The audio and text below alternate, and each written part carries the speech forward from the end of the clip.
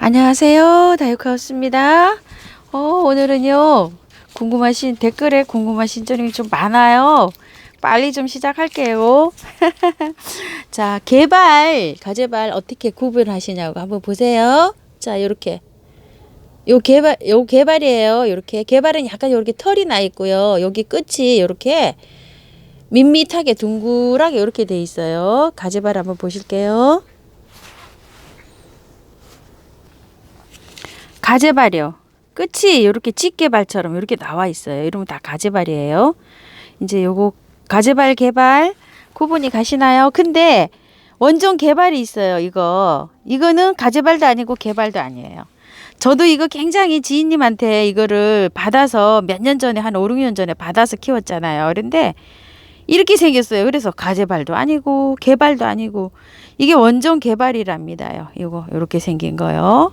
그리고 가재발이 그 선인장이 빨개진다고 하시는 분이 계시는데 왜 빨개지는지 그거 물어보시는 분이 계세요. 그런데 빨개지는 것이 정확한지는 모르겠어요.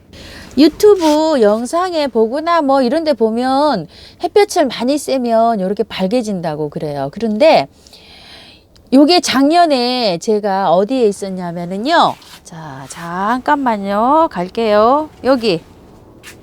이 자리에 있었어요. 그런데 여기 햇볕이 그렇게 많이 들어오는 자리도 아닌데 여름에 햇볕이 아주 따갑잖아요. 그렇게 따가웠을 때 이렇게 빨갛게 됐어요. 그런데 이 빨갛게 된 게 작년에 그렇게 됐는데 아직도 이렇게 빨갛게 있어요. 이게 뭐 이렇게 그늘에 온다든지 이러면은 이게 다시 이렇게 녹색으로 가야 되는데 녹색으로 안 가고 계속 이렇게 하고 있어요. 이렇게 저는 이렇게 하고 있습니다. 근데 이 아이가 여름 내내 어디 있었냐면은요. 여기 우리 방범창 거리대 밑에 있죠. 여기 안에 있었어요. 저기 안에. 저기 지금 여기 그 창 이렇게 적심해 놨죠. 그 자리에 있는데 여기에는 진짜 햇볕도 안 들어가고 여기 위에 여기 요 단하고 낮아 가지고요. 거의 이렇게 빛만 들어가요. 여름에도 빛이 안 들어가는데 여름 내내 저 자리에 있었어요. 요 새 아이가 그 자리에 있다가 지금 요쪽으로 나왔거든요.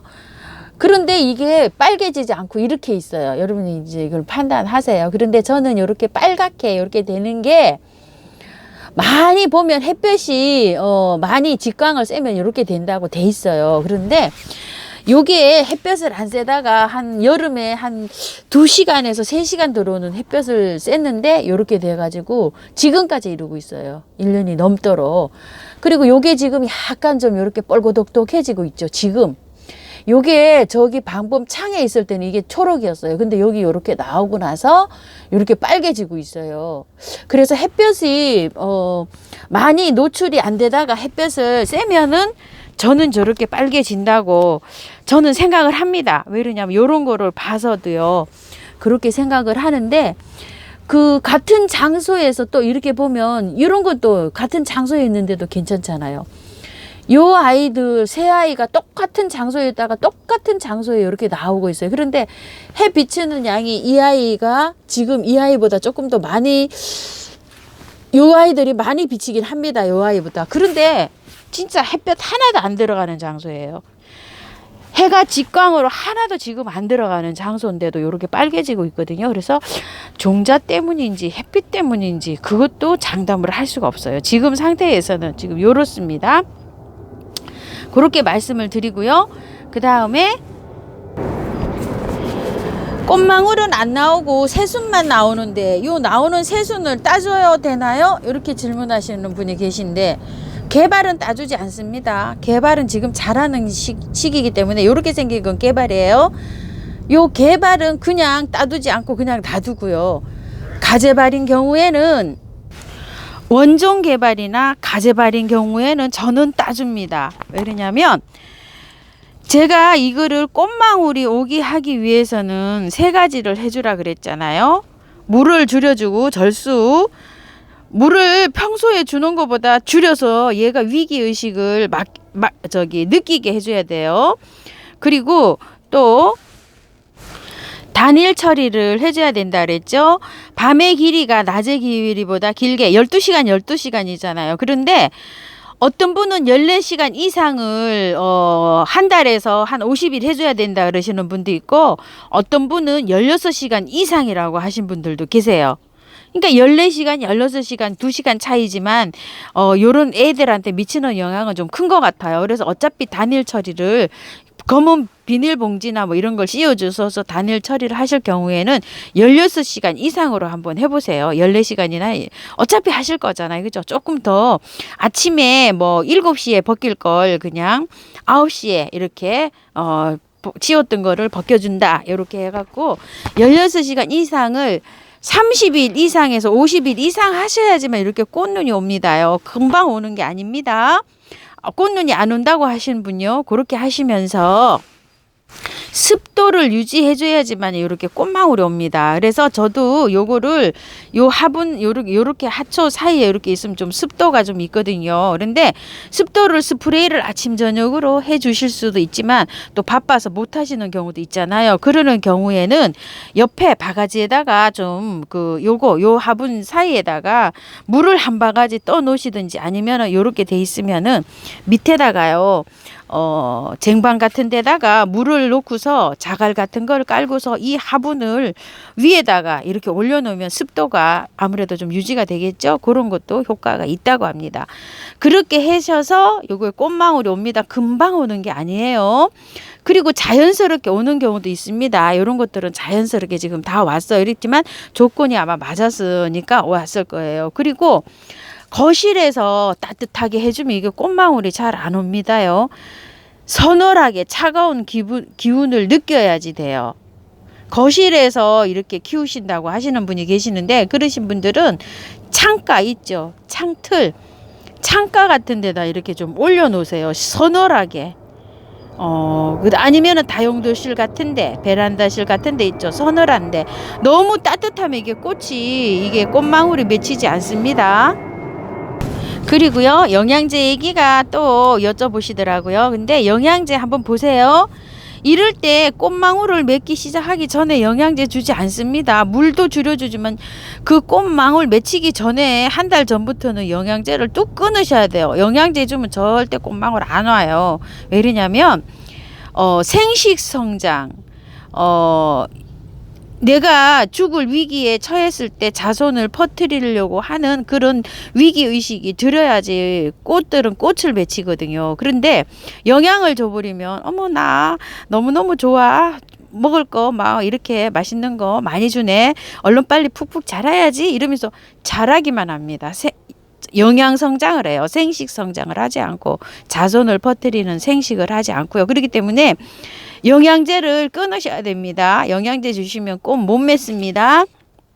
그리고 제가 작년 영상을 보시고 제가 꽃이 활짝 피었을 때 활력제라는 것을 준 게 있어요. 활력소, 활력제.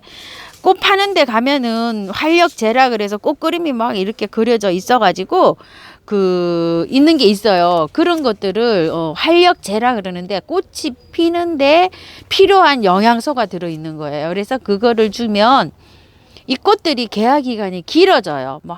열흘 필게 한 보름 핀다든지, 보름 필게 거의 한 20일, 25일, 한 달 가까이 핀다든지, 개화 기간이 길어지면서 이 개화할 때 꽃송이들이 이렇게 예쁘게 피어요. 영양제를 이렇게 먹이면은, 그 활력제를, 그런 자라는 거, 식물이 자라는 데 가는 게 아니라 꽃을 예쁘게 피워주는 활력제라고 있어요. 그거를 작년에 제가 가재발 개발 선인장한테 줘가지고 그 개발이 무려 한 4개월 이상을 핀 적이 있는데요. 그렇게 하시는데 꼭 그거를 쓰시라는 게 아니고요. 집에 있는 거 요렇게 꽃몽우리가 요렇게 있잖아요. 그러면 요 꽃몽우리가 지금 주는 게 아닙니다. 요게 꽃몽우리가 커서 필 때, 개화를 시작했을 때, 이런 게 꽃몽우리가 이제 다 생성이 됐고 꽃을 이제 개화를 할 때, 개화를 시작했을 때, 그때 줍니다. 영양제는요. 지금은 물도 아직 많이 주시면 안 돼요. 물도 줄여서 주는 양 그대로 주셔야 됩니다. 그리고 영양제도 지금 빨라요. 제가 영양제 줄 때 되면 영상에다 담아 드릴게요. 요때 줍니다 하고 활력제도 고를 때 주는 거예요.